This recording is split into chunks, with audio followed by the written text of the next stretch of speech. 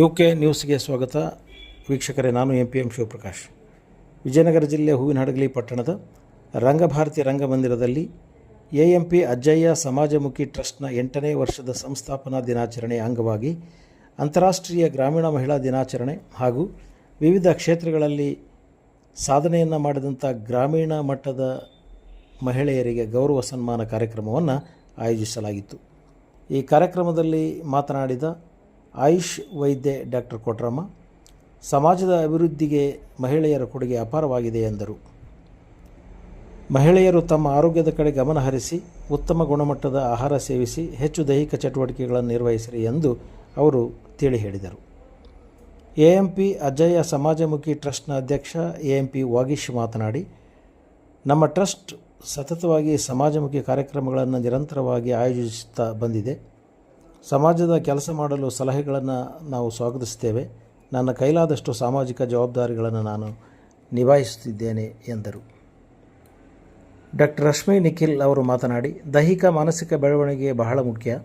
ಮಹಿಳೆಯರು ಆರೋಗ್ಯವಂತರಾದರೆ ಸಮಾಜದ ಸ್ವಾಸ್ಥ್ಯ ಕಾಪಾಡುವಲ್ಲಿ ಅದು ಉತ್ತಮ ನಡೆಯಾಗಿರುತ್ತದೆ ಎಂದರು. ವೃತ್ತಿ ರಂಗಭೂಮಿ ಕಲಾವಿದರಾದ ಸೋಗಿ ನಾಗರತ್ನಮ್ಮ, ನ್ಯಾಯವಾದಿ ಕೆ ಕವಿತಾ, ಸವಿತಾ ಅಂಗಡಿ ಅವರು ಮಾತನಾಡಿದರು.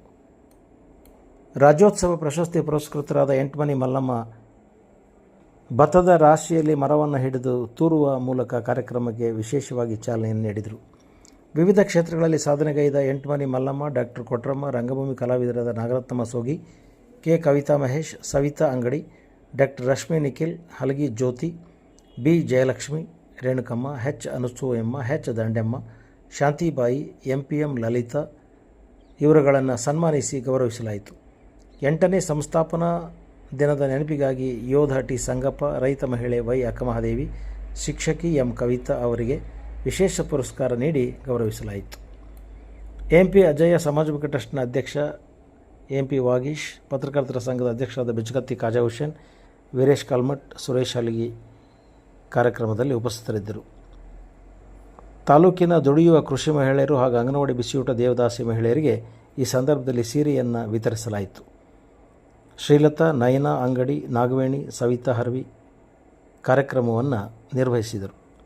ಚಂದನಾ ಕಲಾ ಬಳಗದ AMP ಪ್ರಶಾಂತ್, ನಾಗೇಶ್, ಕಾವ್ಯ ಪಾರಿ, ದ್ರಾಕ್ಷಾಯಿಣಿ ಸುಗಮ ಸಂಗೀತ ಕಾರ್ಯಕ್ರಮವನ್ನು ನಡೆಸಿಕೊಟ್ಟರು.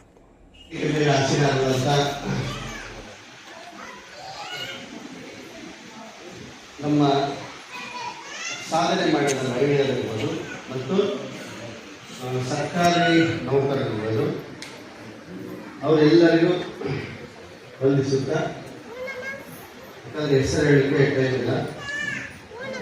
ಈ ಒಂದು ಕಾನ್ಸೆಪ್ಟ್ ನೋಡಿ, ಎಲ್ಲರೂ ನಾನು ಇದನ್ನು ನಿಮ್ಮ ಹತ್ರ ಹೇಳಬೇಕು. ಯಾಕಂದರೆ ಅಕ್ಟೋಬರ್ 2 ಇದು ನಿಜನಾ ಅಲ್ವಾ? ನಿಜ. ಯಾವುದರಲ್ಲಿ ಅಂತ ಕೇಳ್ಬೋದಾ? ನಿಜ ಅನ್ನೋರಿಗೆ ಕೇಳ್ಬಿಡ್ತೀನಿ. ಇವಾಗ ಕಾಣಿಸಿದಾರೆ ನನಗೆ. ನಾನು ಪ್ರತಿಯೊಬ್ಬರಿಗೂ ಹೇಳ್ತಾ ಇರೋದು, ಪಟ್ಟಣದವ್ರಿಗಿಂತ ನಾವೇನು ಕಡಿಮೆ ಇಲ್ಲ ಅಂತ ಅನ್ಕೋಬೇಕಾಗಿರೋದು ಆರೋಗ್ಯದಲ್ಲಿ. ನಾನು ಮಾತಾಡ್ತಾ ಇರೋದು ಆರೋಗ್ಯದ ಕಾನ್ಸೆಪ್ಟ್ ಇಟ್ಕೊಂಡು ಮಾತಾಡ್ತಾ ಇದ್ದೀನಿ. ಯಾಕೆ ಪಟ್ಟಣದವ್ರಿಗಿಂತ ಕಡಿಮೆ ಇಲ್ಲ ಅಂತಂದ್ರೆ ನಾವು ಅಷ್ಟು ಮಟ್ಟಿಗೆ ಫಾರ್ವರ್ಡ್ ಆಗಿದ್ದೀವಿ ಅನ್ನೋದ್ರ ಬಗ್ಗೆ ನಾನು ಮಾತಾಡ್ತಾ ಇಲ್ಲ. ಪಟ್ಟಣದವರ ಒಂದು ಜೀವನ ಶೈಲಿಯನ್ನ ಗ್ರಾಮೀಣ ಪ್ರದೇಶದಲ್ಲೂ ಕೂಡ ಅಳವಡಿಸ್ಕೊಂಡಿದ್ದೀವಿ ಅನ್ನೋದು ಕಟು ಸತ್ಯ. ನಾನು ಚಿಕ್ಕವಳಿರುವಾಗ ಗ್ರಾಮೀಣ ಪ್ರದೇಶ ಹರಪನಹಳ್ಳಿಯವಳು, ನಾನು ಆ್ಯಕ್ಚುಲಿ ನೇಟಿವ್ ನಂದು. ನಾನು ನೋಡಿದ್ದು ಬೆಳಿಗ್ಗೆ ಅಂತಂದ್ರೆ 6:30ಗೆಲ್ಲ ನಾವು ರೊಟ್ಟಿ ಬಡಿಯುವಂತಹ ಶಬ್ದವನ್ನ ಕೇಳ್ತಾ ಇದ್ವಿ.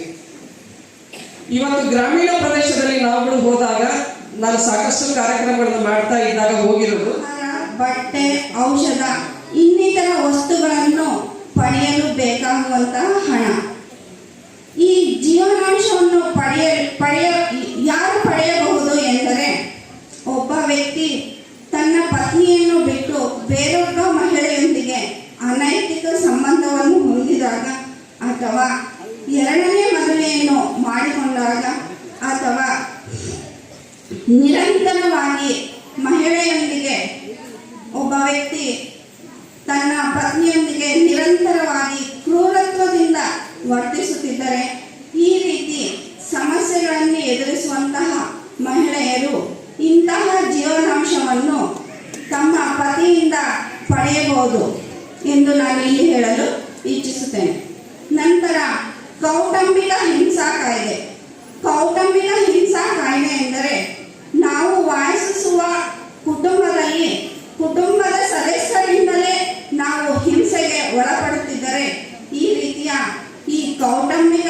ಕಾಯ್ದೆ ಅಡಿಯಲ್ಲಿ ನಾವು ಪರಿಹಾರವನ್ನು ಪಡೆಯಬಹುದು.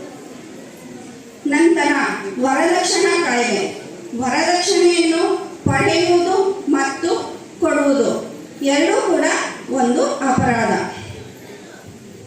ನಂತರ ವಿಶೇಷವಾಗಿ ಇಲ್ಲಿ ಹೇಳಬೇಕಂತಂದ್ರೆ, ಪ್ರತಿಯೊಬ್ಬ ಮಹಿಳೆಗೂ ಕೂಡ ಗಂಡು ಮಕ್ಕಳಿಗೆ ಸಮಾನವಾಗಿ ಮಹಿಳೆಯರು ತಮ್ಮ ತಂದೆಯ ಆಸ್ತಿಯಲ್ಲಿ ಸಮಾನ ಆಸ್ತಿಯ ಹಕ್ಕನ್ನು ಪಡೆಯಬಹುದು ಎಂದು ಇಲ್ಲಿ ನಾನು ಹೇಳಲು ಇಚ್ಛಿಸುತ್ತೇನೆ. ಪ್ರತಿಯೊಬ್ಬ ಮಹಿಳೆಯೂ ಸಹ ದುರ್ಗಾ ಶಕ್ತಿಯ ಪ್ರತಿರೂಪ. ನಮ್ಮಲ್ಲಿಯೇ ಯಾವುದೇ ಒಂದು ಸಮಸ್ಯೆ ಬಂದಾಗ ಆ ಸಮಸ್ಯೆಯನ್ನು ಬಗೆಹರಿಸಿಕೊಳ್ಳುವಂತಹ ಶಕ್ತಿ, ಸಾಮರ್ಥ್ಯ, ಬುದ್ಧಿಮಟ್ಟ ಎಲ್ಲ ನಮ್ಮಲ್ಲಿ ಇರುತ್ತೆ. ಹಾಗಾಗಿ ನಾವು ಫಸ್ಟ್